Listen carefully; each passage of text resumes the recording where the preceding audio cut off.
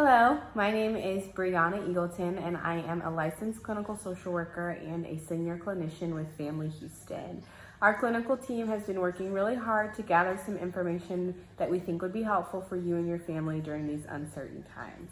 Today, I'm going to be talking a little bit about how to keep your relationship healthy during this time of social isolation, quarantine, or in light of our recent stay-at-home order. We came up with 4 tips that we think would be really helpful for you, not only to maintain your relationship, but also to use this as an opportunity for growth.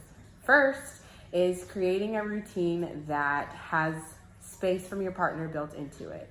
We are spending more time maybe than ever with our partners, and we think it's important to have a routine that has this space from your partner built in, so we're not having to ask for it when we feel overwhelmed.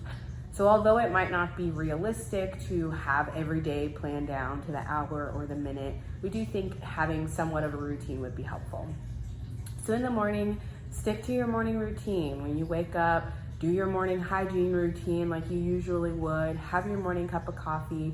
Try to keep that as similar as to what it was before. And then if you are working from home, finding a place in your home to set up on your own to work. And if you're not working at this time, maybe taking that time to take some space from your partner in another way.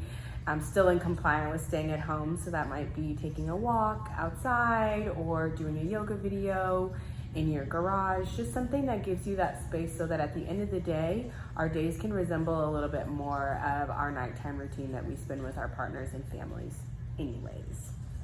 During the weekend, typically we have a little bit less structure than during the weekdays, so it's perfectly fine. But if there's something that you typically do with your partner to connect, whether that be usually having a date night, try to do something that still resembles that, even though we're not able to leave the house.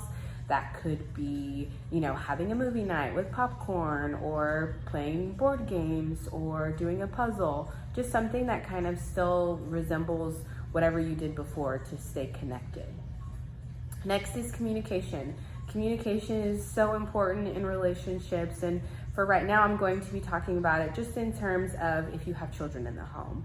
So if you do have kids, they're not in school, they are spending more time at home than ever as well, and it's really important to communicate with your partner how y'all are going to kind of split those duties. It might not be realistic that both of you are all hands on deck all day with the kids. So maybe one partner takes breakfast, the other partner takes lunch. You can kind of alternate days that you're helping with homeschooling, and so this communication helps to keep the conflict lower, and it also builds in space not only from your partner but from your kids in our small corners that we're having right now.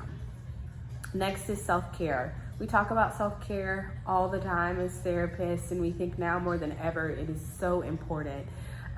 We are all feeling maybe higher stress levels, some anxiety, and so it's really important to do what you can to take care of yourself, whether that be, you might have to get creative. It could be doing the yoga or journaling or meditating. We also think, as far as with your relationship, it's important that you find ways outside of your partner to take care of yourself as well. So that might mean FaceTiming a friend or taking a walk for yourself, just finding ways that help build you up on your own so that you're able to not only feel better, but show up better as a partner. And last is opportunity for growth. We know that this is a time that's very stressful for some. It can be very anxiety provoking, but to take that time to reflect and try to reframe this as an opportunity to grow with your partner. Maybe this is the first time that you indulge them on one of their hobbies.